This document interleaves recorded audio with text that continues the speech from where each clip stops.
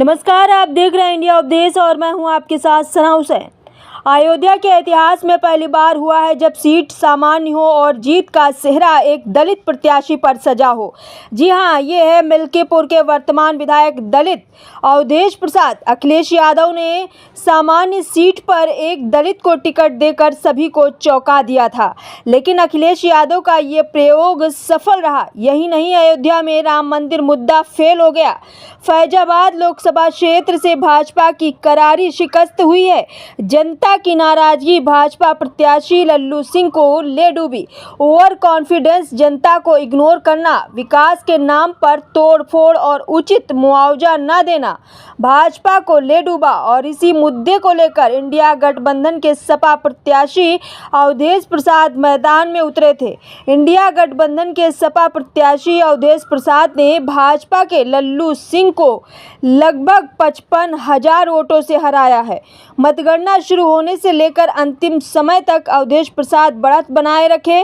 Counting के दौरान कांटे की टक्कर देखी गई। कभी 2,000 से आगे तो कभी 5,000 से आगे होते हुए 55,000 की लीडिंग सपा ने ले ली। फैजाबाद लोकसभा में 5 विधानसभा हैं: अयोध्या, वीकापुर, मिल्कीपुर, रुदौली और बाराबंकी का दरियाबाद।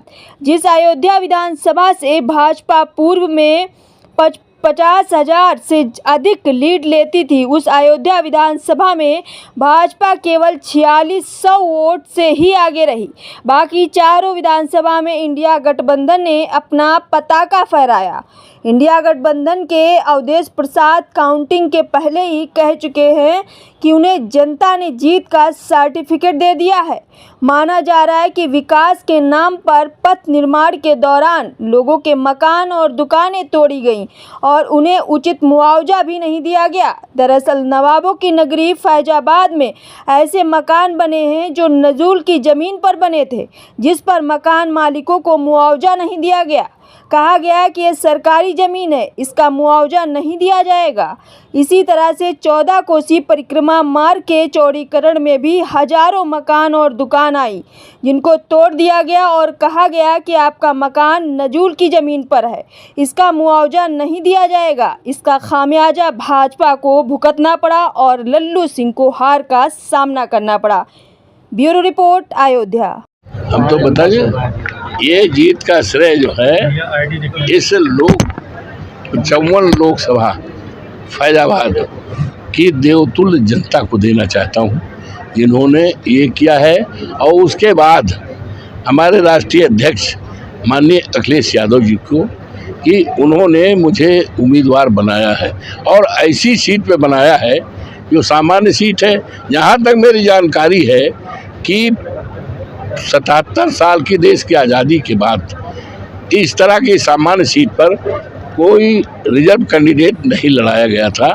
हमारे राष्ट्रीय अध्यक्ष ने किया है और उन्होंने जो तजवीज़ किया था उसकी सराहना पूरे देश में हुआ है, क्षेत्र में हुआ है कि उन्होंने अवधेश प्रसाद को उम्मीदवार बनाकर बहुत अच्छा काम किया है। तो पहली प्राथमिकता क्या होगी? सांसद होने के बाद आपके क्षेत्र के लिए क्या पहली प्राथमिकता होगी? किन किस तरह की प्राथमिकता है? ऐसा है कि जिस तरह से यहाँ के लोगों ने एक इतिहास बनाया है और यहाँ के लोग बड़े सौभाग्यशाली हैं और हम भी अपने सौभाग्यशाली मानते हैं कि एक इतिहास बनाया है। और भारतीय जनता पार्टी जो पूरे देश को अयोध्या के नाम पर गुमराह करती थी और चुनाव में तमाम तरह के वो किए थे, यहाँ तक कि राष्ट्रपति जी भी आई थी, हमें उनके बारे में कुछ नहीं कहना है, और भूतपूर्व राष्ट्रपति भी आए थे। कौन नहीं आया था भाई? और पूरे देश को लाने का काम किया था। पूरे देश के चाहे मिनिस्टर हो, राज्यपाल है, सबको ये चुनाव की तैयारी के लिए लाया गया था।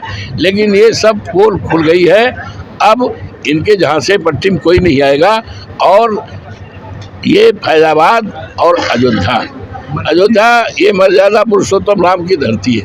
उनकी मर्यादाओं भी खंडित की गई थी, उनको मर्यादाओं को पूरा करेंगे और पूरे क्षेत्र का विकास करेंगे।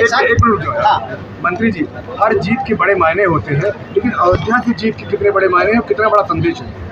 अब इसको अर्थ लगा लो आप, कितने मायने हैं ये तो आप खुद विद्वान हैं।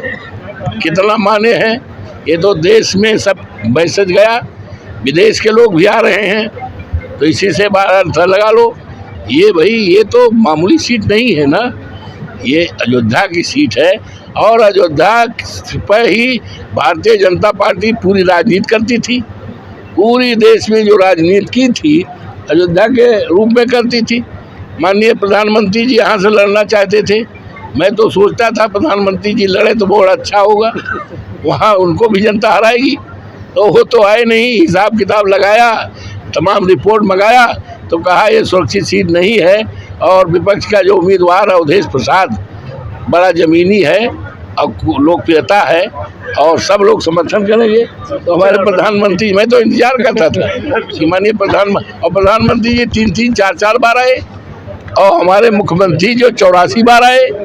ये क्या था? सांसद जी, एक चीज़ और है कि आपके पास उत्तर प्रदेश का बहुत अच्छा अनुभव है, आप मंत्री भी रहे हैं, आप कई बार के विधायक भी रहे हैं, इस बार आप दिल्ली जा रहे हैं, तो ऐसे में अगर सरकार, क्योंकि जिस तरीके से आज राहुल जी ने कहा है सरकार बनने की बात भी आ रही है, सब कुछ बताया जा रहा है, बनेगी तो ऐसी परिस्थिति में अयोध्या के विकास को लेकर, इसके पर्यटन विकास को लेकर भी कभी आपको ले चलेंगे, आपसे राय लेते चलेंगे कि क्या क्या किया जाए। मिल बैठ करके हम राय बात करके आप लोगों से भी राय लेंगे कि क्या क्या संभावनाएं हैं, किस तरह विकास किया जाए। घोषणा पत्र का एक खास बात है जातीय जनगणना, इसके लिए क्या प्रयास करेंगे? पूरी तरह से हमारी पार्टी समाजवादी पार्टी और हमारे नेता माननीय अखिलेश यादव जी पूरे देश में लगातार इस बात को कह रहे थे कि जातीय जनगणना जब तक नहीं होगी तब तक न्याय नहीं मिलेगा। तो जातीय जनगणना पर पूरी तरह से बल रहेगा और जातीय जनगणना हर हालत में कराई जाएगी। धन्यवाद।